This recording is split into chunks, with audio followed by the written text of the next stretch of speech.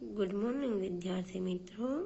आज हम कक्षा 12 विषय हिंदी में 14वें चैप्टर सुभाष महामानव का अभ्यास करेंगे, जिन्हें लिखा है माखनलाल चतुर्वेदी ने। आपका जन्म 1887 ईस्वी सन में हुआ था और निधन सन 1968 ईस्वी सन में हुआ था। राष्ट्रीय भावधारा के ओजस्वी कवि माखनलाल चतुर्वेदी का जन्म बावई होशंगाबाद में हुआ था। उन्होंने केवल नॉर्मल तक की ही शिक्षा प्राप्त की थी। सागर विश्वविद्यालय से डी.लिट की मानद उपाधि मिली थी। वे एक भारतीय आत्मा के नाम से हिंदी जगत में सुपरिचित है। हिम्मत रंगिनी, हिम किरीटिनी, माता, युगचरण, समर्पण, वेणु, लो गुंजे धरा, बिजली काजर आज रही, मरण ज्वार, कृष्णार्जुन युद्ध, वनवासी, कला का अनुवाद, समय के पाव, साहित्य देवता, अमीर इरादे, गरीब इरादे, चिंतक की लाचारी आदि उनकी प्रमुख रचनाएं हैं। उन्होंने हिंदी साहित्य सम्मेलन की अध्यक्षता की और उन्हें तुलादान प्राप्त हुआ तथा मध्य प्रदेश द्वारा राजकीय अभिनंदन किया गया। उन्हें भारत सरकार की साहित्य अकादमी का पुरस्कार प्राप्त हुआ है। सुभाष महामानव चतुर्वेदी की सुभाष बाबू के प्रति श्रद्धांजलि है, जिसमें सुभाष बाबू का चरित्र विश्लेषण करते हुए उनके संघर्षमय जीवन के चित्र उभरे हैं। जब तुम भारत से गए, लोग कहते थे तुम बीमार हो, घर से बाहर नहीं निकल सकते, और तुम थे कि घर से क्या देश से भी बाहर चले गए। गरज यह कि रहस्य सोचा अरविंद ने, रहस्य काव्य बनाकर लिखा रविंद्र ने, और रहस्य अवतरित हुआ तुम्हारे रूप में। तो यहाँ पर जो है लेखक है वह कहते हैं कि तुम भारत से गए, तब लोग जो है वह कहते थे कि तुम बीमार हो और घर से बाहर नहीं निकल सकते हो, लेकिन तुम तो थे घर से बाहर तो क्या, लेकिन देश से ही बाहर जो है वह तुम तो चले गए थे, और तुम जो गए वह एक रहस्य बनकर रह गया। इसी रहस्य को अरविंद ने सोचा और इसी रहस्य को काव्य बनाकर रविंद्रनाथ ने जो है वह लिखा। तुम जो है वह एक रहस्य बनकर तुम्हारा आज अवतरित हुए हो, तो तुम्हारा जीवन जो है तुम्हें वह एक जो है वो क्या बन गए हो, रहस्य बन गए हो। तुम जब युद्ध से लौटे, लोगों ने सोचा तुम अमेरिका और इंग्लैंड से घिर जाओगे, बंदी हो गए तुम पर मुकदमा चलेगा, दंड दिया जाएगा। हिरोहितो, हिटलर, पेटा और तुम डबल मार्च में एक साथ थे। सर्वनाश में मित्र राष्ट्रों की सूलियों पर अलग अलग तिथियों में भले हो, किंतु भाग्य, परिणाम, दंड और यात्रा ये एक ही होंगे। तो सूली यानी कि प्राण दंड। अब कहते हैं कि तुम जब युद्ध से लौटे तो तुम अमेरिका और इंग्लैंड से घिर जाओगे और बंदी बना लिए जाओगे, पर अटकलें ये तो सारी जो है वह अटकलें लग रही थी कि तुम इनसे घिर जाओगे, तुम्हें बंदी बना लिया जाएगा, तुम पर जो है वो मुकदमा चलेगा, तुम्हें सजा दी जाएगी। हिरोहितो, हिटलर, पेटा और तुम जो है डबल मार्च में एक साथ थे। सर्वनाश में मित्र राष्ट्रों की सूल्य पर अलग अलग तिथियों में भले हो, किंतु भाग्य, परिणाम, दंड और यात्रा ये सब जो है वह क्या होता था, एक ही होगा। किंतु फिर तुम्हारा विमान चला, अपने सिपाहियों से विदा लेकर किसी अज्ञात लोग को। लोगों ने कहा कि वह विमान गिर पड़ा, विमान टूट गया, तुम गिर गए, तुम अज्ञात लोक के यात्री अनंत लोक के यात्रापथी हो गए।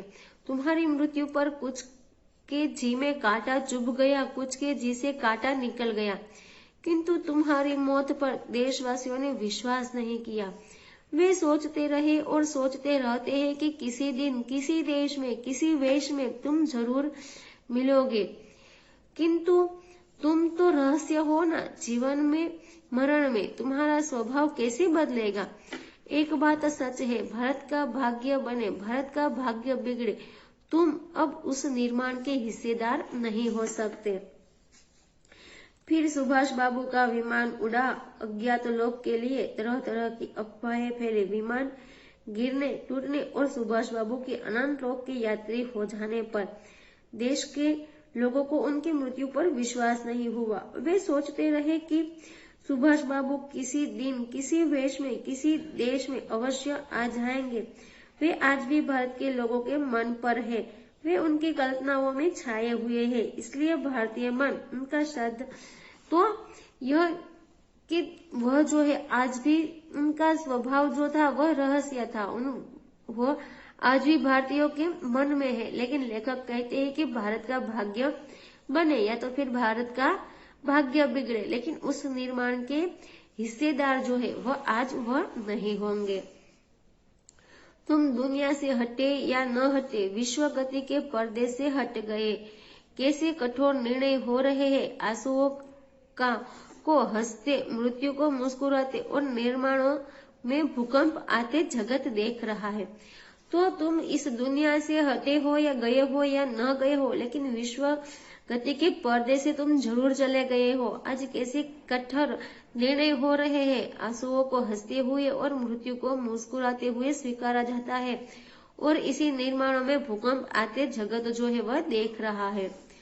तुम लोगों के मन पर हो, जीवन पर छाए हो, क्योंकि तुमने भारतीय जीवन को युद्ध के बीचों बीच जीवित किया है। तुम भारतीय विश्वासों पर हरिया रहे हो, क्योंकि स्वतंत्रता मिलने के दिन वे तुम्हारे प्रयत्नों का मूल्य चुकाना चाहते थे, किंतु तुम न थे, तुम पास न थे। रहस्य पर भी क्या किसी का कहना होता है। तुम भारतीयों की कल्पनाओं पर छाए हुए हो। अब सहगल, ढिल्लन, अबुल रहमान, शाहनवाज, शिंदे के होते हुए भी यादें आकाश में तुम्हें खोजती है। पुकार की वाणी मानो कहीं से टकरा कर लौट आती है। आंखों में कोई दिखता है, किंतु बाहें खींचकर उसे हृदय से नहीं लगा पाती। श्रद्धा सजाने की नियति आज्ञा नहीं देती, वह तुम्हें सामने लाकर खड़ा नहीं कर देती है। श्राद्ध करने को भारतीय मन राजी नहीं होता, वह मानता है कि तुम जहाँ कहीं हो अवश्य। तो लेखक कहते हैं कि जो सुभाष चंद्र बोस जो है वो आज भी लोगों के मन पर है, उनके जीवन में छाए हुए हैं, क्योंकि उन्होंने भारतीय जीवन को युद्ध के बीचों बीच जो है वह जीवित किया था।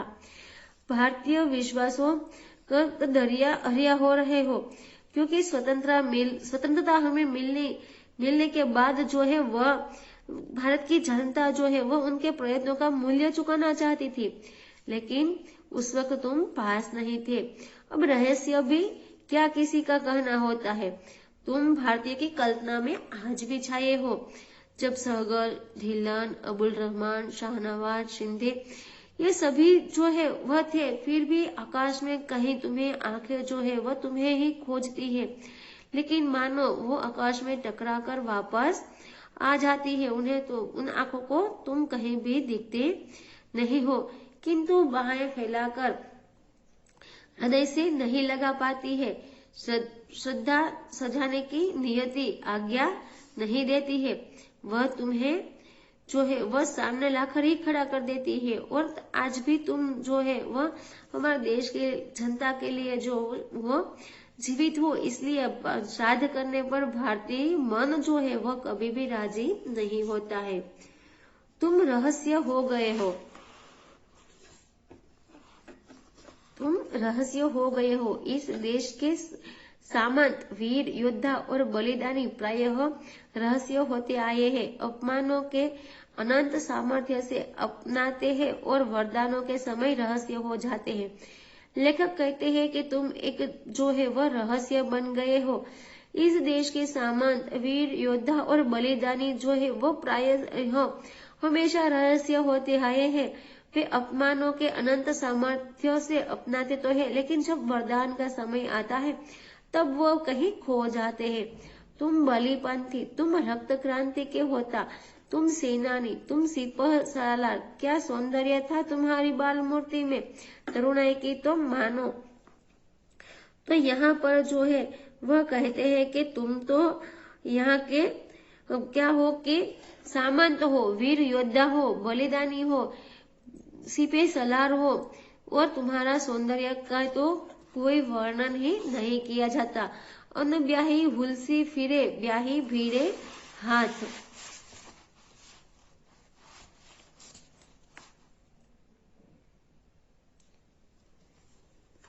की दशा थी तलवार लेकर तबियत पर आने वालों की, अथवा तलवार वालों की तबियत पर बाग बाग होने वालों को।